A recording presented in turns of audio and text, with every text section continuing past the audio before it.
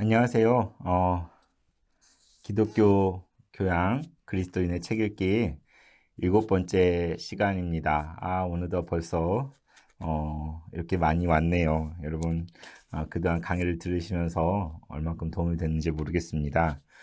어쨌든 저는 이 강의를 준비하고 또 여러분과 이렇게 나누는 게 참 기쁨이 되기도 하고, 또 여러분에게 이 강의를 다 들으신 후에 조금이라도 자극이 되고, 또 기독교인의 교양을 쌓아가는데, 또 책을 읽는데 여러분의 조금이라도 도움이 되었으면 하는 그런 바람입니다. 네, 지난 시간들에 걸쳐서 신앙 일반 도서를 다루었었고요. 또 설교에 대한 책들, 그리고 교리와 신학에 대해서, 또 기독교 영성, 그리고 이제 우리의 삶의 일부분을 구성하고 있는 것 중에 사회와 문화에 대한 파트를 지난 시간 다루었고, 이제 이번 시간에는 역사와 인물에 대한 것들을 여러분과 함께 나눠보고자 합니다. 이번 주는 역사 인물 파트는 제가 읽은 책들이 좀 많아가지고 그렇지만 강의 시간은 이제 초과되지 않도록 하겠습니다. 네, 이미 말씀드린 대로 저는 이제 대학 때 사회학을 전공했다고 했잖아요. 그래서 지난 시간 자크 엘룰이라는 기독교 사회학자를 알게 되고, 또 기독교와 사회학을 어떻게 조화시킬까, 그러면 사회 문제들을 신앙인의 눈으로 기독교적인 정체성을 가지고 어떻게 이해하고 인식할지를 고민하면서 봤던 책들을 나누는데요. 그래서 저는 이제 사회학을 전공하게 된 게, 사회학을 하면 이 세상에 대해서 더 나은 통찰을 얻을 수 있지 않을까 하는 그런 기대를 가지고 이제 사회학을 전공하게 됐었는데요. 그런데 공부를 하다 보니까 지금 이 현실 속에서의 여러 문제들, 어려움들은 사실 바로 그 직전에 역사적인 과정을 통해서 이렇게 된 것이 아닐까, 이런 생각을 하게 되었습니다. 그래서 군대를 갔다 와서 복학한 이후에 이제 마지막 4학년 때는 전공 학점을 다 이미 채워서 무엇을 들을까 하다가 역사학과 과목들을 좀 이렇게 신청해서 듣게 되었는데요. 예를 들면 20세기 후반의 역사, 그리고 또 중국 근현대사, 또 한국 현대사, 그러니까 먼 이전 오래된 시대의 역사가 아니라 지금의 사회와 아주 가까이 맞닿아 있는 근현대사에 대한 강좌들을 신청하고 재미있게 들었던 기억이 납니다. 그리고 이제 신대원을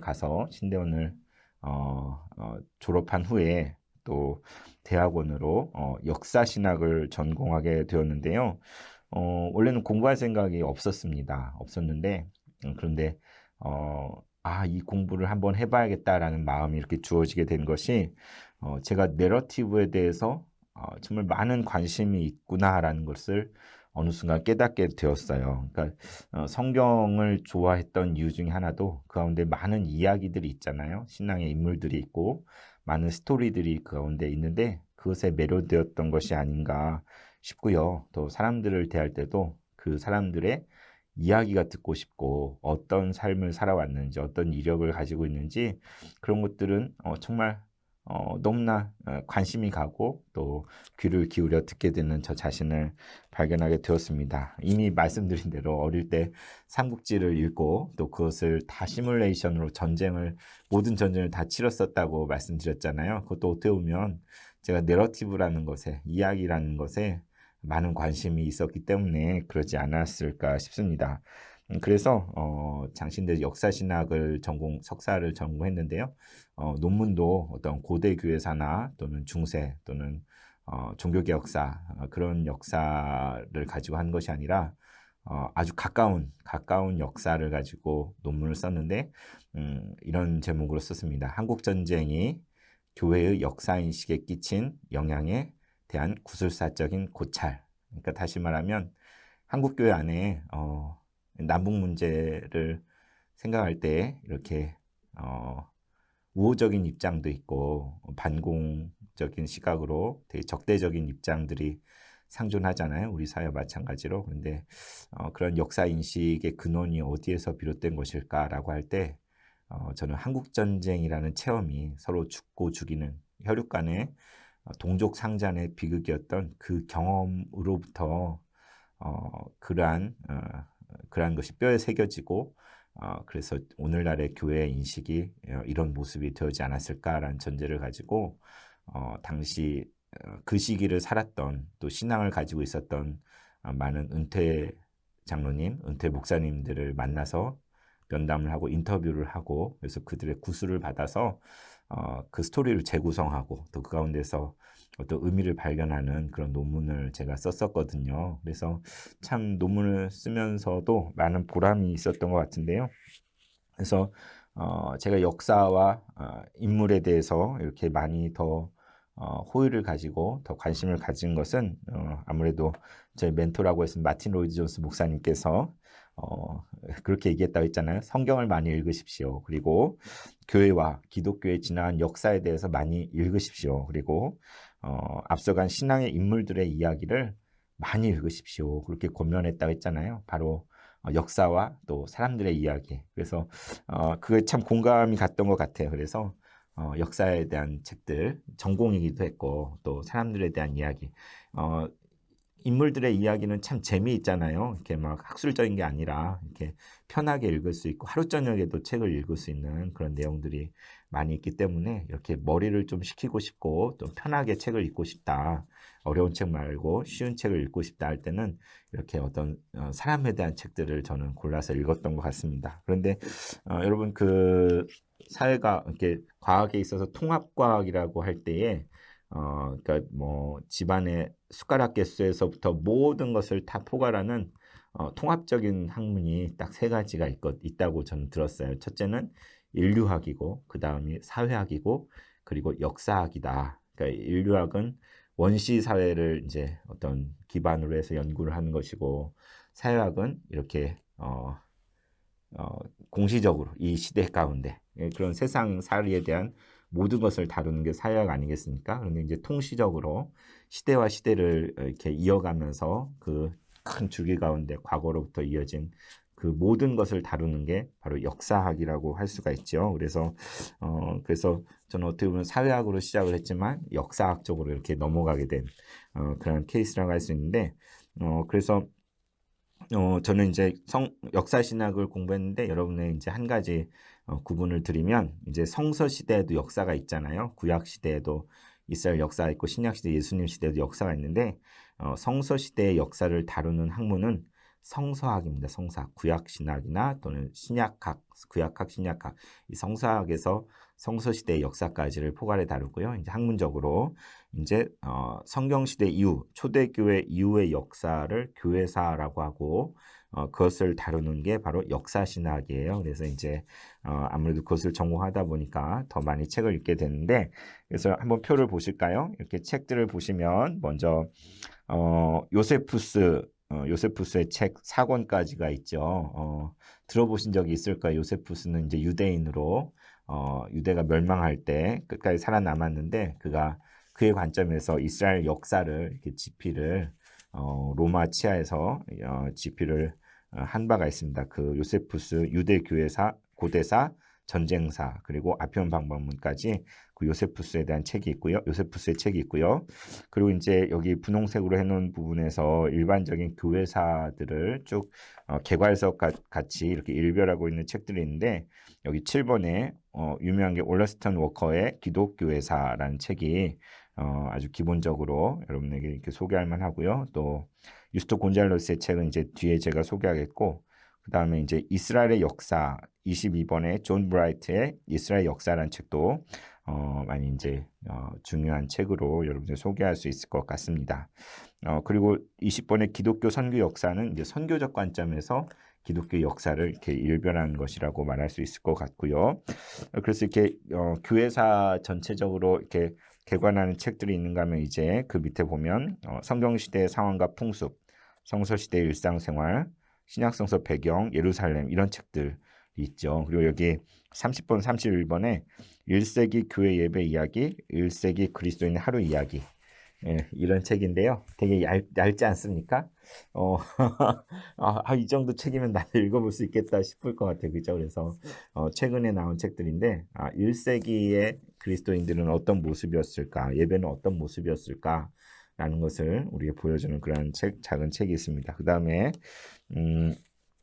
넘겨보시면 33번에 떨기나무란 책이 있는데 혹시 보신 분이 계신지 모르겠어요. 김승학 저자가 있는데 구약의 그 모세 출애굽 관련해서 시내산의 논쟁을 다루고 있는데 저는 이 책을 읽고 많이 그의 주장에 이렇게 더 가능성이 있다고 저는 생각이 여지더라고요. 여전히 아니다, 여기다 저기다 하는 의견이 갈리는 상황 가운데 있고 기존의 주류의 의견이 있지만 한번 여러분도 읽어보시면 이렇게 좀 그럴 가능성이 있겠다라는 것들을 여러분도 느낄 수 있을 것 같아요. 그 다음에 여러분 많이 접해보셨을 수 있을 것 같은 36번, 37번 조병호 박사님의 책 가운데 성경과 5대 제국, 성경과 고대 전쟁 이것도 여기다 분류를 해봤고요. 그다음에 이제 중세교회의 뒷골목 풍경이라는 책, 뒷골목 풍경 시리즈 그런 것 가운데 이 책을 여러분에게 소개하고요. 그다음에 41번부터 52번까지 책을 칠해놨는데 여기도 이제 종교개혁과 관련된 책들 앞서서 그 알레스틴 맥그라스의 책을 소개한 바 있지요. 근데 여기 보면은 16세기 종교개혁, 또 칼빈주의, 그 다음에 종교개혁 관련된 그런 책들. 여기 47번에 필립 샤프의 책이 있어요. 스위스 종교개혁이라고 되어 있는데 사실은 이게 필립 샤프 전집이 8권짜리가 있어요. 제가 8권 다 가지고 있는데 이 8권만 읽었습니다. 언젠가 이렇게 시간이 되면 읽어야지 하고 1권부터 7권을 세이브를 해놨는데 필립 샤프라는 사람이 아주 대단한 사람인데 교회사 전집을 8권짜리를 냈습니다. 그래서 한번 이 기회에 도전을 해볼까 하시는 분은 필립 샤프에 도전해 보셔도 좋을 것 같습니다. 그 다음 이제 보시면 종교개혁에 대한 것들, 프랑스 위구노 이야기 이런 책들이 있고요.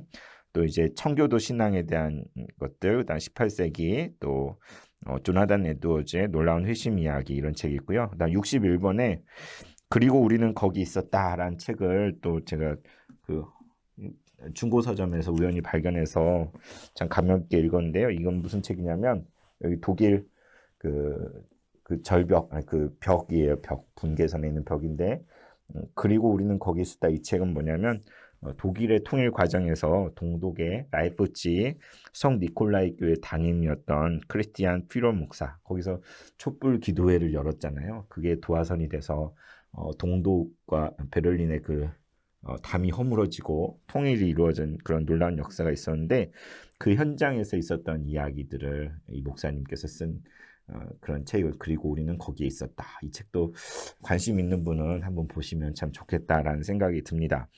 그다음에 이제 64번, 65번 같은 것은 아시아 고대 기독교사라는 책이 있고 또 동방 기독교와 동서 문명 이거는 제가 대학 때 김호동 교수님이라는 분이 쓰셔서 수업도 들으면서 본 책인데 중동과 또 아랍 인도를 거쳐서 중국에까지 또 어쩌면 한반도에까지 복음이 왔을 수많은 유목민족들이 기록이 안 남아 있어서 잊혀진 과거인데 그 동방 기독교와 동서 문명이라는 이 책 가운데 우리의 시야를 넓혀주는 기독교 역사를 우리가 편협하게 서구 위주로만 생각할 수 있는데 온 세계 가운데 복음이 퍼져나간 그런 발자취를 이렇게 배우는데 시각을 조정해주는 좋은 책이라고 할 수 있습니다.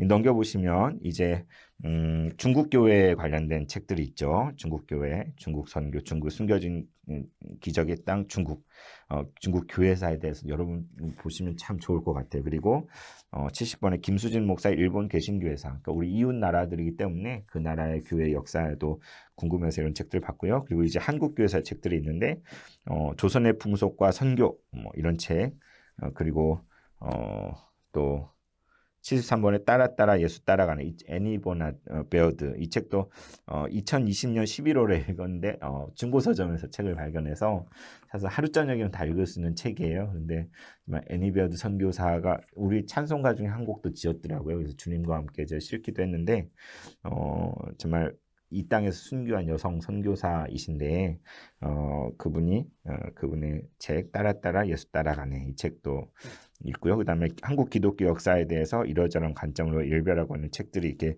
쭉 있습니다. 그리고 여기 박용구 교수님 평양 대붕운동, 그러니까 1907년에 대한 그런 이야기들을 여러분 읽어보시면 좋을 것 같아요. 그리고 20세기 신학이라는 이 책은 앞에 그 신학 이야기할 때 다뤘던 것 같은데 하나님의 초월성과 내재성의 관점에서 신학의 그 복잡한 것들을 이렇게 어, 엮어서 그 관계가 어떻게 되냐에 따라서 무엇이 강조되고 하냐에 따라서 이야기를 쭉 풀어가는 아주 그런 책이라고 할 수 있어서 신학이기도 하지만 역사 속에도 또 이야기할 수 있을 것 같아요.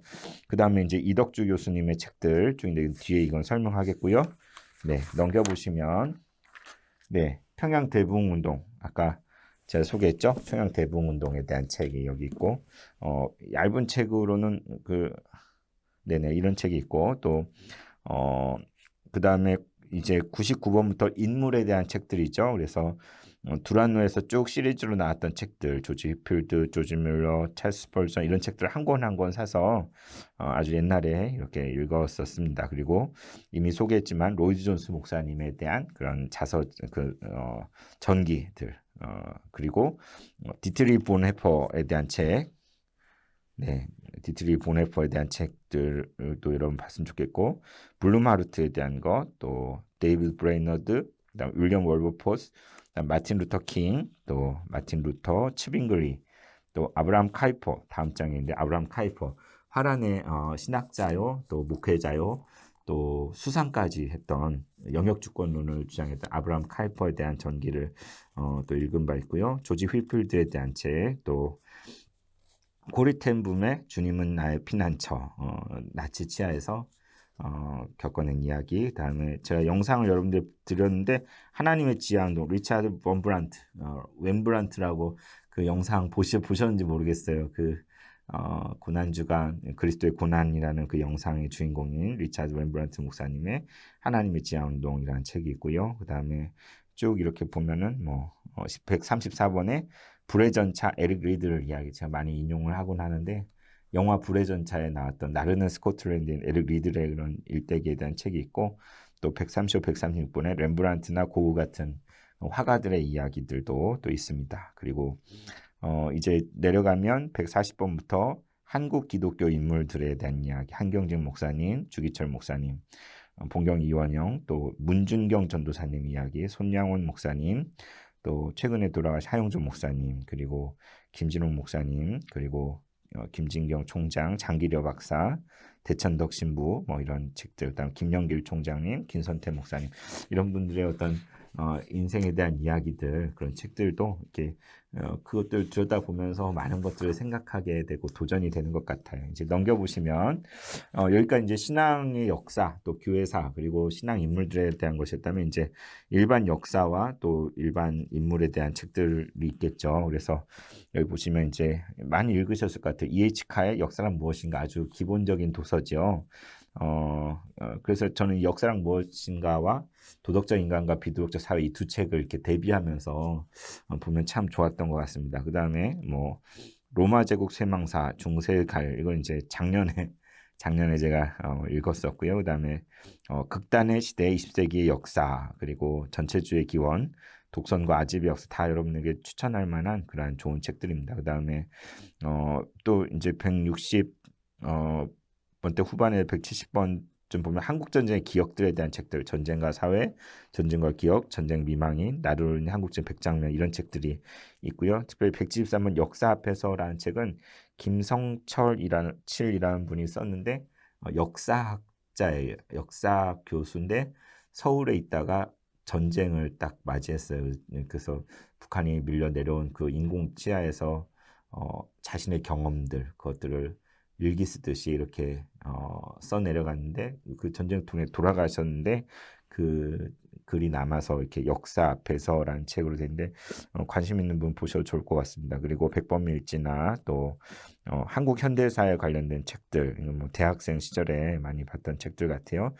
그다음에 북한 현대사 또 1940년 북조선의 가을 이거는 이제 작년에 또 이것도 역시 중고 서점에서 발견해서 그 소련에서 온 그런 사람들이 보고 느낀 그 북한의 모습이라서 참 의미가 있었던 것 같고 그다음에 183, 184번에 중국의 붉은 별 에드가 스노우의 중국의 붉은 별 그리고 해리슨 솔즈베리의 새로운 황제들 이 책들 참 고전이에요. 정말 저는 정말 감명 깊게 읽었던 그런 책들인데 공산당의 대장정에 대한 이야기, 그리고 그 후에 이제 모택동, 그다음 등소평의 그런 이야기들이 담겨져 있는 그 중국을 이해할 수 있는 그런 책들입니다. 제가 중국의 견습선 교사로도 갔었잖아요. 그래서 더 특별한 것 같고, 이제 넘겨보시면 186번에서 188번까지 죽음의 수용소에서 수용소 군도, 수용소의 노래 이런 책들이 있고, 이제 190번부터 214번은 지난 겨울에 읽은 책들이에요. 이렇게 시공 디스커버리 총서라고 이렇게 얇은 검은 책이 있는데, 그걸 우연히 이제 제가 거기 있는 책들 하루에 거의 한 권 내지 두 권씩 이렇게 독파하면서 여러 가지 상식을 쌓았던, 이렇게 여러 일반 역사나 또 일반 인물에 대한 것들을 이렇게 읽었던 책들이 여기 목록에 있습니다. 그러면 이제 뭐 이제까지 그 책 리스트는 이렇게 일별했고요. 이제 여러분의 소개할 교회 역사와 인물에 대한 책들 몇 권을 소개하고자 합니다. 네, 먼저 여러분에게 짜잔, 네. 이성덕 교수님 이야기 교회사라는 책인데, 이 헌책방 우연히 발견을 했어요. 그런데 읽고 나서 어찌나 좋은지 많은 분들이 추천을 했습니다. 정말 강추하는 책이에요. 여러분에게 내보이기가 조금 아까운.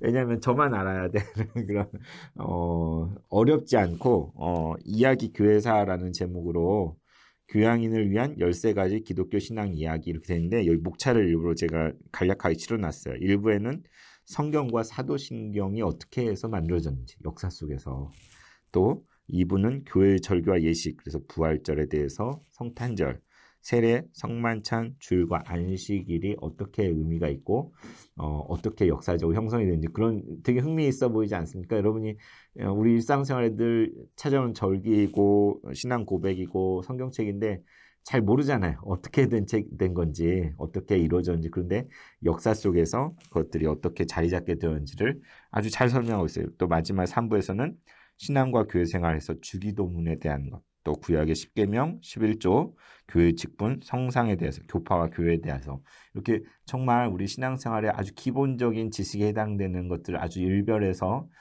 딱 스토리로서 이렇게 했는데, 이 한 권만 있으면 한 학기 양육 클래스를 할 수 있겠다. 정말 꼭 필요한 것들 이렇게 찝어서 양육 클래스 할 수 있겠다, 그런 생각이 들기도 했는데, 정말 엑기스만 정리된 책인데 여러분에게 제가 공개를 합니다. 공개를. 그래서 이 책은 정말 추천해드리고 싶어요. 그래서 읽어보시면 이렇게 내가 가지고 있는 신앙이라는 게 이런 흐름 속에서 이런 고백을 하고 있고 이러한 믿음과 이런 신앙생활을 하고 있구나라는 것들을 깨달을 수 있는 아주 좋은 책입니다. 여러분이 강력히 추천하고요. 그 다음에 이제 교회 역사에 대해서 전반적으로 훑고 싶다. 지금 시중에 가면 수많은 교회사 책들이 또 나오고 해서 종류 많이 있을 텐데, 여러분이 이제 소개하는 거는 곤잘레스 교회사, 유스토 곤잘레스 교회사. 네, 옛날 버전이라 이렇게 되는데, 지금 여기 있는 것처럼 초대교회사, 중세교회, 종교개혁, 현대교회 4권으로 되어 있는데요. 곤잘레스는 쿠박의 미 감리교 신학자 역사학자로서 이제 최연소나 예일 대학에서 학위를 했고 많은 저술을 쓰고 라틴 아메리카 신학의 발전에 큰 공헌했는데요. 이 책을 추천한 이유는 여러 교회사 책들 중에 너무 학문적이고 전문적인 책들은 이런 접하기 힘들잖아요. 그런데 이 곤잘레스 교회사는 평신도들이 접근하기 아주 좋아요. 내용이 어렵지 않고 쉽게 풀어서 썼고 또 감동적으로 기술을 했어요. 그러니까 신앙적으로 감동이 돼요. 그냥 학구적인 뭐 이렇게 그런 뭐 논쟁이나 이런 걸 다룬 게 아니라 은혜가 되도록, 읽으면 은혜가 되도록 그렇게 교회사를 기술을 해서 여러분이 읽으면 이렇게 교회사의 흐름을 잡을 수 있는 그런 좋은 책이라고 여겨집니다. 그 다음에 이제 교회사 전체를 일별했다. 그러면 이제 뭐 고대 교회사, 뭐 고대, 중세, 뭐 종교개혁, 현대교회에서 전체적으로 봤는데 그 중에서 종교개혁에 대한 책들은 좀 여러분 보셔도 좋을 것 같아요. 또 혹시 여러분이 나중에 종교개혁 현장을 직접 유럽의 그 땅을 밟고 또 답사할 수 있는 기회가 있을지 모르겠는데, 그때 이제 2권, 종교개혁 그 현장을 가다라는 책과 종교개혁 길이를 걷다, 이 2책. 이거는 이제 총신대 역사신학 교수이신 박영규 교수님 위주로 해서 쓰여진 오늘 만나는 종교개혁 영성의 현장에서 옛날 국민일보에서 기획해서 이렇게 쭉 했던 거를 묶어서 낸 책이 종교개혁 길이를 걷다고요. 그리고 이제 종교개혁 그 현장을 가다는 장신대에서 학생들과 이제 교수님이 이제 2차례에 걸쳐서 유럽 종교개혁 현지 방문을 하고 그 과정 가운데 박경수 교수님 제 은사님이기도 한데 정말 이렇게 딱 네 파트로 나눠가지고 깔끔하게 이렇게 이야기 그리고 현장을 가서 보고 들은 것들 경험담 그런 것들이 있어서 심플하게 읽을 수 있는 아주 좋은 책입니다. 그래서 종교개혁에 대해서 이해하신 그런 책이고요. 그래서 이렇게 뭐 세계 교회사 속의 전체적인 흐름을 봤다면 이제 한국 교회 우리가 몸담고 있는 한국 교회의 역사에 대한 책들이 있는데 저는 감신대 교수님으로 계신 이덕주 교수님의 책을 참 좋아합니다. 이게 다 이제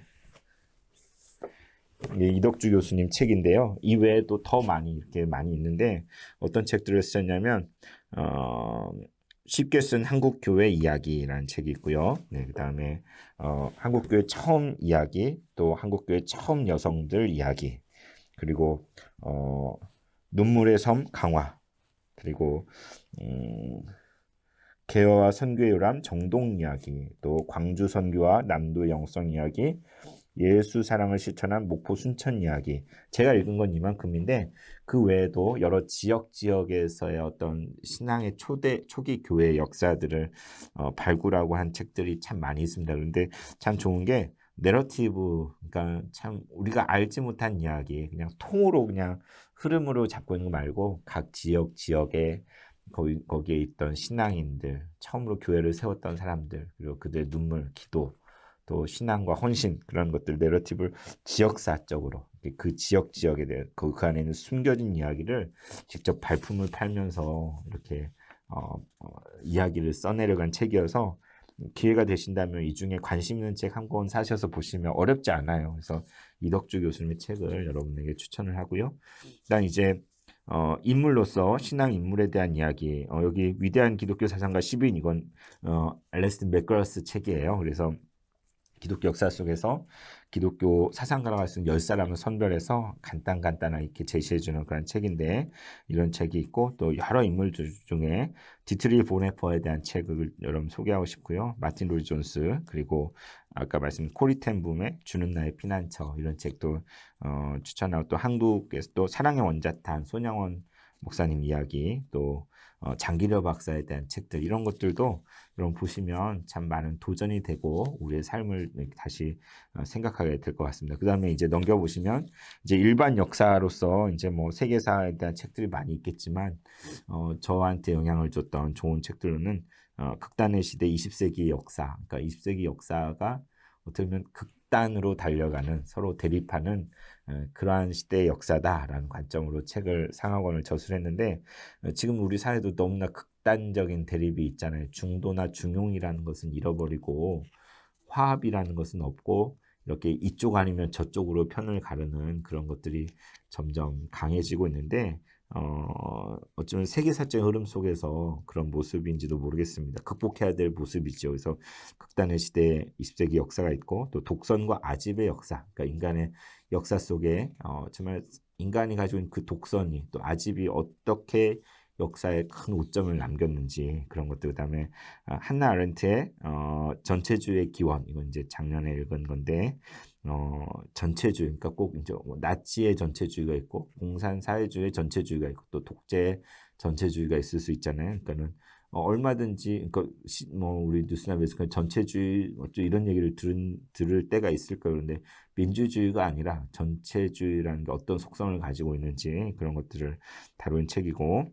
그다음에 아까 말씀드린 중국의 붉은 별 그러니까 모 대통령의 대장정에 대한 책 그러니까 뭐 공산을 미화하거나 이런 차원에서가 아니라 이해하고 이런 역사적인 상황 속에서 그들이 중국을 이렇게 지배하게 되었구나라는 것들을 배울 수 있는 그런 책이고요. 그 다음에 아까 김성칠 교수님 역사 앞에서라는 책, 그 다음에 북한 현대사 표지가 바뀌었네요. 사진과 그림은 북한 현대사 여기 1945년부터 이 책도 헌책방에서 네, 헌책방에 샀는데 이렇게 이런 북한의 역사를 잘 모르시잖아요, 그죠? 이렇게 우린 남쪽에 살고 북한에서 어떤 일들이 있었는지 잘 모르는데 이 책 참 균형 잡힌 시각으로 이렇게 그 우리의 같은 민족인 북한이 이렇게 전쟁 이후에 이렇게 갈라진 이후에 어떤 과정을 겪어왔고 어떻게 진행돼 왔는지를 이해할 수 있도록 이렇게 잘 쓰여진 책입니다. 그래서 북한 현대사라는 책도 관심 있는 분들은 보시면 참 좋겠다라는 생각이 듭니다. 마지막으로 제 나름대로 수용소 체험기 3부작 이렇게를 붙였는데 독일 나치 시대에 그 유대인 그 수용소에 있었던 빅터 프랭클의 책 죽음의 수용소라는 에서라는 책 여기 Man's Search for Meaning 그러니까 의미를 찾는 사람의 탐색 이렇게 돼 있죠. 그래서 그 극한 상황에서 살아남은 그의 이야기 그리고 이제 구소련에서 수용소 생활했던 솔제니친의 책 수용소 군도라는 책이 있고 또 여기 강철환 씨가 쓴 북한 수용소의 노래 평양의 어함이라 북한 정치범 수용소 체험기의 책이 있는데 그러니까 앞선 두 권은 과거의 그런 책이었다면 이건 지금도 진행형인 그런 책이라고 할 수가 있죠. 그래서 지금도 이러한 그 정치범 수용소에 특히 우리 신앙을 갖고 있는 분들이 많이 그곳에 있고 거기서 죽어가고 순교하지 않았습니까? 이런 책들을 소개하고 싶습니다. 그래서 이와 같이 우리가 역사와 인물에 대한 책, 기독교 역사, 기독 신앙의 인물, 또 일반적인 역사와 인물들에 대한 책들을 우리가 기독교 관점으로 이렇게 읽어 나갈 때 어떤 것이 이렇게 도움이 될까라고 5개로 또 정리해봤는데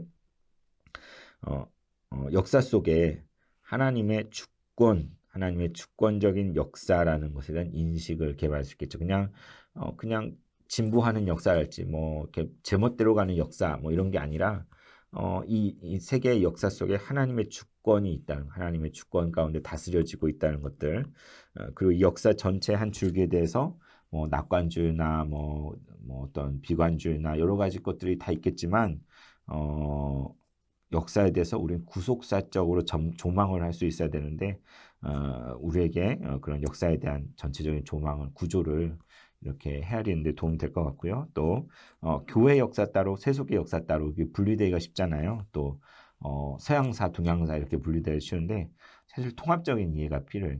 그러니까 교회의 역사와 세속의 역사를 통합적으로 이해할 수 있는 시각, 동양의 역사와 서양의 역사를 통합적으로 이렇게 이해할 수 있는 그런 시각, 그 안에서 우리 자신을 발견하는 것들, 그런 것들이 필요한 것 같고, 이렇게 역사에 대해서 우리가 뒤돌아보고 공부하고 깨닫는 것은 우리가 살아가는 이 시대에 대해서 우리가 다시 한번 예언자적인 통찰을 가지고 또 그 역사적 현실 속에 우리가 참여할 수 있도록 격려를 해주는 것 같고요. 또 우리가 인물들의 이야기를 들여다보면서 한 시대를 살아간 그 인물 속에서 특히 신앙으로 살아간 이들의 모습 속에서 우리 삶의 모델, 본보기를 발견할 수 있는 큰 이점이 있는 것 같습니다. 그래서 우리가 기독교적인 관점을 가지고 교회 역사, 또 신앙의 인물들, 그리고 이 세속의 역사들을 들여다보는 것이 참 우리에게 필요하다고 생각이 듭니다. 마지막으로 나에게는 꿈이 있습니다라는 마틴 루터 킹의 책에 그의 연설문 가운데 일부를 여러분에게 읽어드리고 마치겠는데요. 읽어드리겠습니다. 나에게는 꿈이 있습니다. 언젠가 이 나라가 모든 인간은 평등하게 태어났다는 것을 자명한 진실로 받아들이고 그 진정한 의미를 신조로 살아가게 되는 날이 오리라는 꿈입니다. 언젠가는 조지아의 붉은 언덕 위에 예전에 노예였던 부모의 자식과 그 노예의 주인이었던 부모의 자식들이 형제의 식탁에 함께 둘러앉는 날이 오리라는 꿈입니다. 언젠가는 불의와 억압의 열기에 신음하던 저 황폐한 미시시피주가 자유와 평등의 오아시스가 될 것이라는 꿈입니다. 나의 네 자녀들이 피부색이 아니라 인격에 따라 평가받는 그런 나라에 살게 되는 날이 오리라는 꿈입니다. 오늘 나에게는 꿈이 있습니다. 주지사가 늘 연방정부의 조처에 반대할 수 있다느니 연방법의 실시를 거부한다느니 하는 말만 하는 엘리베마주가 변하여 흑인 소년 소녀들이 백인 소년 소녀들과 손을 잡고 형제자매처럼 함께 걸어갈 수 있는 상황이 되는 꿈입니다.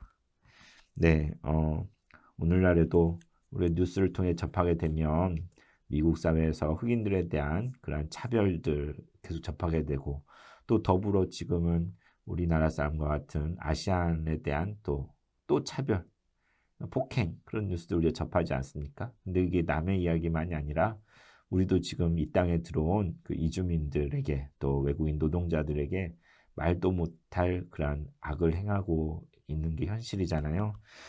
그런데 마틴 루터 킹의 책에 나오는 그 나에게는 꿈이 있습니다 하는 그 비전이 우리 믿는 사람들 가운데 같이 공감이 되어지고 또 우리가 추구해야 될 그런 삶의 모습이 아닐까 싶습니다. 그래서 실제 이 연설 영상을 유튜브에서 제가 발견을 해서 이 강의 뒷부분에 강의 말고 별도의 파일로 여러분의 첨부를 해드리려고 해요. 그래서 첨부해 드릴 테니까 유튜브 주소를 그 뭐 다 안 보셔도 좋고 그 뒷부분을 이렇게 클릭해서 보시면 오늘 읽어드린 이 부분에 대한 그 연설이 있는데 이렇게 자막도 있거든요. 들으시면 마음이 움직이는 것을 이렇게 느낄 수 있으실 것 같아요. 그래서 우리가 지나간 시대이지만 우리 앞서간 시대의 그 발자취를 우리가 돌아보고 앞서간 사람들의 신앙과 삶을 우리가 들여다보게 될 때 그것이 우리 자신을 비춰주는 거울이 될 수 있다고 생각이 됩니다. 그럴 때 우리는 내일을 어떻게 만들어 가야 될지, 우리 자신이 어떠한 모습으로 살아야 될지 다시 생각해 보게 될 수 있을 것 같습니다. 이 역사와 또 인물들에 대해서 우리가 책을 보고 또 접하고 가운데 배울 수 있는 것은 이 역사 속에 이 시대 가운데 우리의 삶 속에 하나님의 섭리와 뜻이 이루어질 것이라는 것, 하나님의 나라가 이루어지다라는 그런 소망 가운데 우리가 살도록 자극하고 도와주고 격려해주는 그런 좋은 도구가 될 것 같습니다. 여러분, 여러분의 많은 도움이 되었으면 좋겠네요. 네, 이 시간 제7강 이것으로 마치겠습니다. 감사합니다.